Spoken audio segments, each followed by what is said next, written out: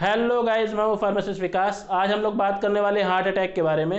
Heart attack किस reason से आता है, केवल इसी बारे में बात करेंगे आज। तो चलिए स्टार्ट करते हैं। देखिए, हार्ट अटैक आने का रीज़न सिर्फ यही है कि हार्ट में किसी तरह की भी रुकावट आ गई तो उस कंडीशन में हार्ट अटैक आ सकता है। अब वो रीज़न या तो ब्लड क्लॉटिंग हो सकती है, या तो आर्टरीज वगैरह का मुड़ना हो सकता है, और या तो फिर वेन्स आर्टरीज में कोलेस्ट्रॉल का जमा होना हो सकता है ना। अगर कोलेस्ट्रॉल जमता है, ब्लड उसकी वजह से रुकावट हो रहा है, तो उस कंडीशन में भी हार्ट अटैक आ सकता है। और अगर वेन्स में ब्लड क्लॉट हो गया और फंस गया वहीं पे, तो ऑफ कोर्स ब्लड का सर्कुलेशन रुक जाएगा, तो उस कंडीशन में भी हार्ट अटैक आ सकता है। और आर्टरीज अगर मुड़ गई किसी भी कंडीशन से, तो और ब्लड का सर्कुलेशन बंद हो गया, तो उस कंडीशन में भी हार्ट अटैक आ सकता है ना। तो ये कंडीशंस हैं जो मेजर जनरली देखी जाती हैं।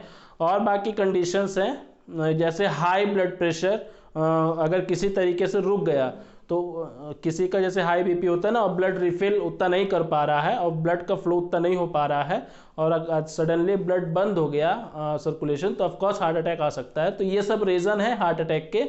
और अगर बात करें तो ये जनरली अबव 35 देखा जाता है। ये कंडीशंस जो होती हैं, या तो कोलेस्ट्रॉल का जमा होना हो सकता है। अब ब्लड क्लॉटिंग देखिए, ज़रूरी नहीं है कि किसी एज के बाद ही हो, वो किसी कंडीशन से पहले भी हो सकती है।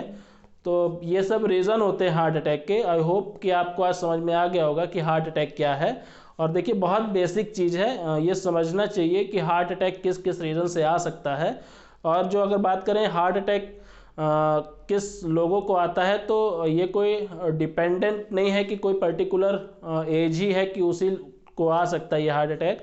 क्योंकि अभी हाल ही में पाया गया है कि किसी 21-22 साल के लड़के को भी हार्ट अटैक हुआ है। अब वो किस रीज़न से है ये नहीं पता। तो ये है कि किसके कोई पर्टिकुलर वही नहीं है, एज ही नहीं है कि उस कंडीशन में किसको हार्ट अटैक आएगा किसको नहीं आएगा, ये कोई फिक्स नहीं है ना। तो आई होप आज का टॉपिक आपको समझ में आ गया होगा किस रीज़न से हार्ट अटैक आता है। तो और कोई भी डाउट हो इस बारे में तो आप कमेंट बॉक्स में पूछ सकते हैं, अदरवाइज अबाउट सेक्शन में जाके मेल में पूछ सकते हैं, तो मैं ट्राई करूँगा आपको बताने का, है ना। तो थैंक यू सो मच, जय हिंद। और सॉरी अगर आवाज़ थोड़ा क्लियर ना आ रही हो तो, क्योंकि तबीयत थोड़ा ख़राब है, इसके कारण आवाज़ हो सकता है कि उतनी क्लियरिटी ना आ रही हो आवाज़ में। तो आई होप आप लोग समझ सकते हैं। तो थैंक यू सो मच, जय हिंद।